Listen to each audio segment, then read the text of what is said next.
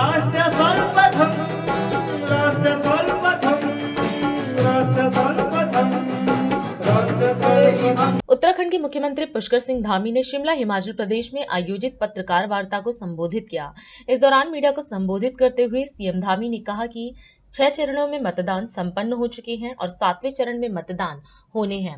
उन्होंने कहा कि पिछले 10 सालों में पीएम मोदी के नेतृत्व में देश आगे बढ़ा है और भाजपा इस चुनाव में केंद्र सरकार के 10 वर्ष के रिपोर्ट कार्ड को लेकर जनता के बीच गई है, जिसके सकारात्मक संकेत देखने को मिले हैं। पिछले 10 वर्षों में देश में एक्सप्रेसवे, वंदे भारत जैसी स्वदेशी ट्रेन, नए विश्वविद्यालय, आईआईटी, आईआईएम, एम्स और हवाई अड्डों का निर्माण हुआ है।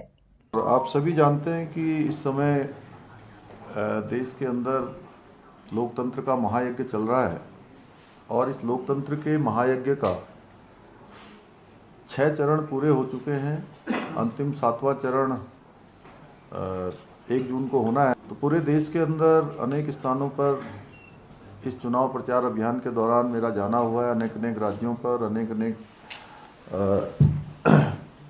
रोड शो के माध्यम से, रैलियों के माध्यम से, जनसंवाद के माध्यम से पूरे देश में जाने के बाद मैं एक बात कह सकता हूं कि पूरे देश में जिस प्रकार का वातावरण है, पूरब, पश्चिम, उत्तर, दक्षिण, कश्मीर से लेकर कन्याकुमारी और अटक से लेकर कटक तक संपूर्ण देश के अंदर एक ही वातावरण है कि लोग पिछले 10 साल का जो माननीय प्रधानमंत्री जी का, मोदी जी का कालखंड है, उस 10 साल के कालखंड को जिस प्रकार से लोगों ने देखा है, उसका एक एक पल और एक एक क्षण आदरणीय प्रधानमंत्री जी ने देश के लिए समर्पित किया है और देश 10 सालों में तेजी से आगे बढ़ा है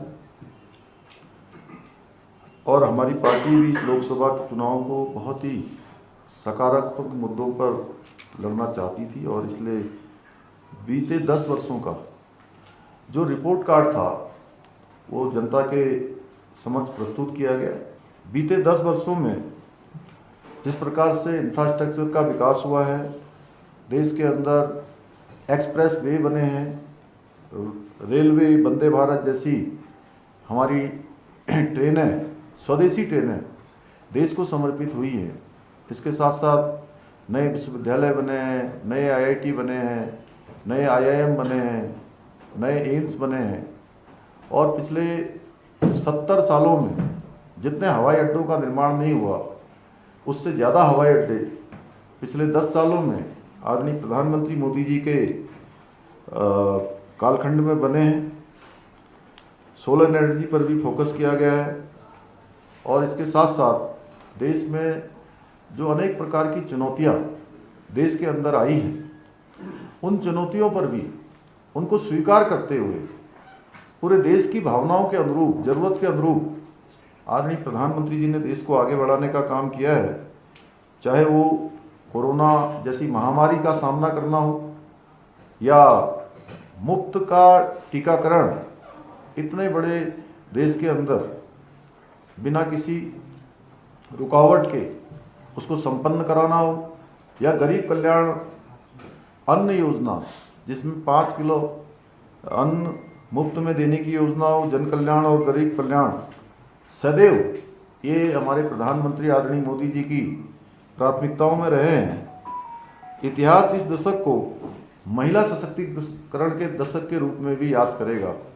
ये इतिहास में अंकित हो गया कि देश की आज़ादी के बाद आदरणीय प्रधानमंत्री मोदी जी ने जो देश को प्रतीक्षा थी, महिला सशक्तिकरण के क्षेत्र में महिलाओं को 33% का आरक्षण, नारी शक्ति बंधन विधेयक देश में आज पास हो गया है। प्रधानमंत्री आवास योजना के अंतर्गत घरों की चाबी सौंपना हो या इज्जत घर बनाने हो या जल जीवन मिशन में हर घर को पानी पहुंचाना हो, उज्ज्वला गैस के फ्री सिलेंडर हो, ऐसी अनेक योजनाएं, लखपति दीदी योजना हो, ड्रोन दीदी योजना हो, महिला स्वयं सहायता समूह को देश के अंदर सशक्तिकरण करना हो और प्रति व्यक्ति आयु बीते 10 वर्षों में लगभग डबल हो गई है। कोरोना महामारी का दंश झेलने के बावजूद भी महंगाई की दर नियंत्रण में रही है। अर्थव्यवस्था की विकास दर दुनिया में सबसे तेज भारत में हुई है। वैश्विक मंचों पर भारत की जो स्थिति है वो मजबूत हुई है। बड़े से बड़े देश आज बुरी तरह से अपनी अर्थव्यवस्था से परेशान हो गए, उनकी व्यवस्थाएं चरमरा गई हैं।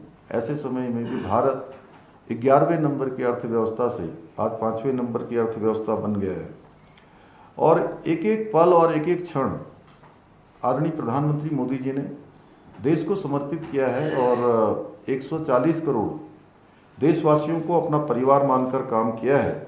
इसलिए मोदी जी को तीसरी बार प्रधानमंत्री बनाने के लिए हिमाचल के लोग अपना मत देंगे, अपना समर्थन देंगे और प्रचंड बहुमत से चारों लोकसभा सीटों को जिताएंगे। 6 जो उपचुनाव हो रहे हैं उन उपचुनावों में भी विधानसभा के भारतीय जनता पार्टी बड़े अंतर से जीतेगी। राष्ट्र सर्वप्रथम, राष्ट्र सर्वप्रथम, राष्ट्र सर्वप्रथम, राष्ट्र सर्वप्रथम।